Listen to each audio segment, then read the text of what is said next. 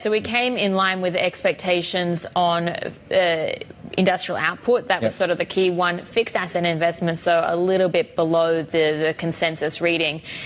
Property prices as well, or new home prices, that was also something to track, because actually that came out half an hour ahead of this activity dump, and at that point we were pretty optimistic about what it was going to signal. We needed to rip up the script for about 5 or 10 seconds or so there.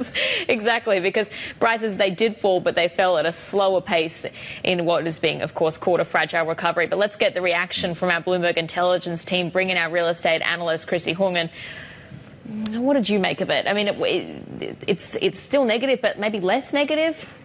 Yeah, so November data, we are seeing an increase in the number of cities showing higher home prices, which is a good sign. But if you look at developers' November contracted sales, I think that is already painting a picture of a slowdown. So we maintain our view that the wave of stimulus measures from September could be producing a short-lived recovery instead of a sustainable one. And I think that suggests the need for more policy support going into 2025.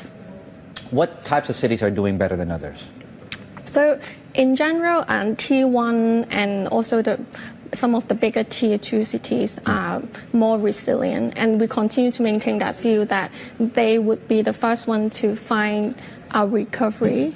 Whereas, in low-tier cities, we're still seeing, very heavy oversupply.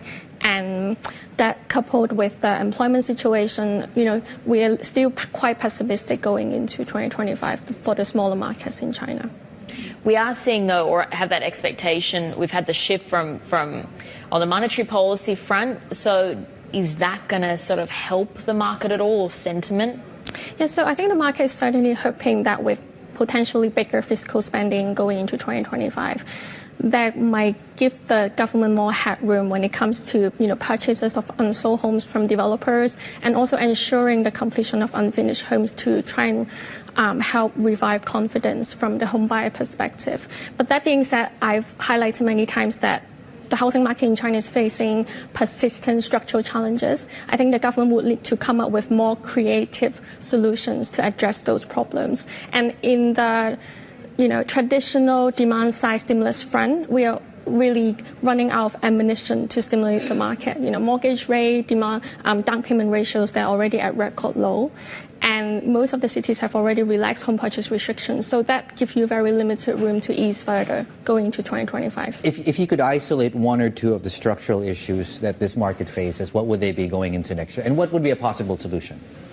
Yeah, so I think going into 2025, we're still expecting a drop in new home sales volume as well as prices.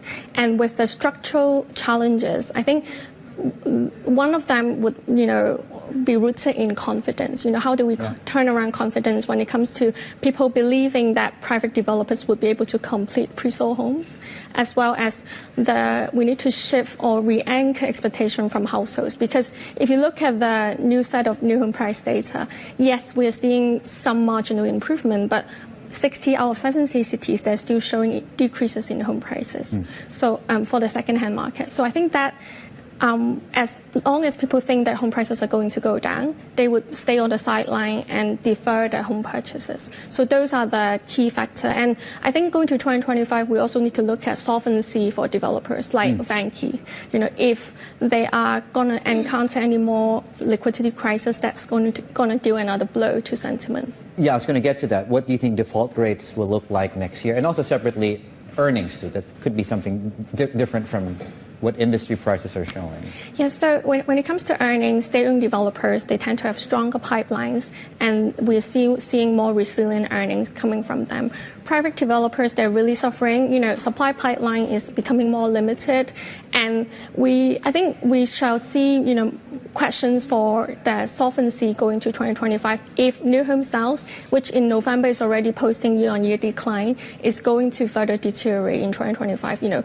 And with our drought in debt sales, equity sales, some of these developers could really come into liquidity trouble next year. All right, that was our Bloomberg Intelligence real estate analyst, Kristy Hung there.